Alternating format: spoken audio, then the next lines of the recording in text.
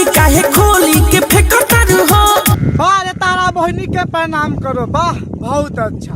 चोली तू काहे खोल के फेंकतारू हो। ए भैया काम करा, भौजी जब चोली खोल के फेंकती है तो भौजी के दूध दबा दो। बड़ा हरामी हो बेटा। खा जइबू का ऐसे देखतारू हो। ए भैया खाई त ना, लेकिन भौजी मुंह में लगा के नु गिरा दी, वैसे भौजी ताया के ऐसे देखतिया। तो देखा भौजी हम तो ये बात कहल चाहता नहीं, भैया खाली चट्टी है, गिरहिया ना सारे कमजोरी पकड़ ली। गजब बेइज्जती है। तो क्या हाल बा भाई, आज हम फिर से बात कर बनी मिठू मास्टर के, वो भी पहला बार भाई। आज के वीडियो में बहुत गानफार बा आए झाटू भैया के, तो इसे कहल चाहते हैं कि वीडियो को पूरा देखो, बहुत मजा आई। तो भाई लोग वीडियो बना के बस एक ही मकसद बा, एक ही मकसद है आप सभी को दिल से हंसाने के लिए, ना किसी को दिल को ठेस पहुँचाने के लिए। तो बिना कोनो बकचोदी के आज के वीडियो स्टार्ट करते हैं।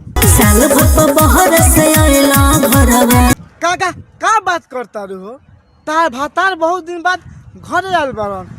अच्छा वैसे कहीं काहे भौजी चोली खोल के फेंकतिया आ भौजी मारवाल चाहतिया। तो देखा भैया भौजी के नु तू बात समझ, काहे कि भौजी नु बहुत दिन से कौन से ना करे बिया आ ना कोनो साथे रहल बिया। तो सिंपल से बात बा, तू एक बार तोहर लगे आई आ भौजी से प्यार करा आ भौजी को खुश करा।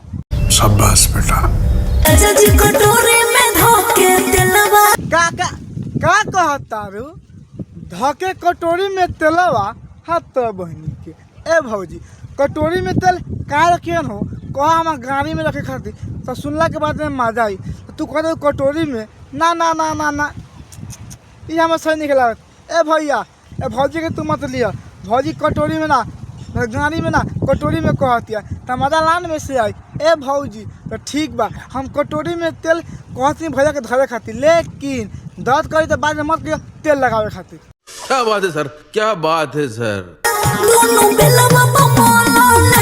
अरे तारा बहनी के गाड़ी में कवाच लगाओ, वाह बहुत अच्छा। सुन तारा कि धके कटोरी में तेलवा आ दोनों बेलवा पर लगावा ना। ए भौजी हम कहनी है कि बहुत दिन से खकुआल बारू, तो तू लहंगा उठावी भैया कुछ करी है, तो तू तहारा बहनी के कहा तारू कि बेल पर तेल लगावे खातिर। ए भौजी तो के बेल ना कह जाला, ओके दूध कह जाला। तो सोचे कहना ए भत्तार जी हमरा जोबन पर तेल लगा दी, बड़ी दर्द करता। ई सुनला के बाद में अच्छा लगी, तो सोच कह ए भत्तार जी आके मारी ना। नहीं।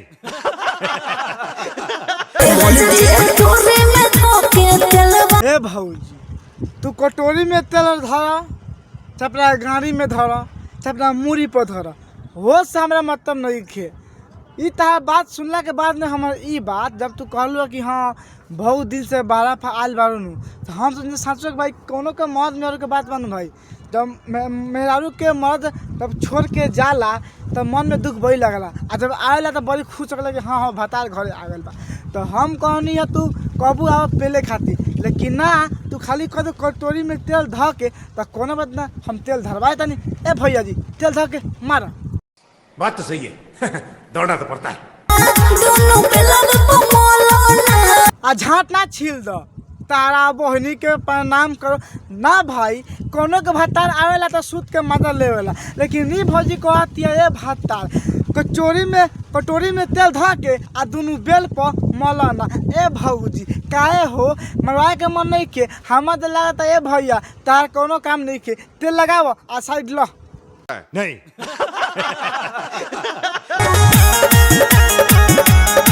ना ना ना ना ना ये सब हरकत देखला के बाद में भाई लोगन हमार नहीं लागत कि खाली भौजी अपना बेल पर तेल लगवाई। हमार लागत भौजी की लहंगा उठाई आ रात भर करवाई। तो कोनो बात ना भैया जी, तू ढेर दिन से आयल बा बहरा पर, तो तू ही ना हिलले बा तो ठीक बा, अगर हिलले बा तो झाँट ना मजा आई।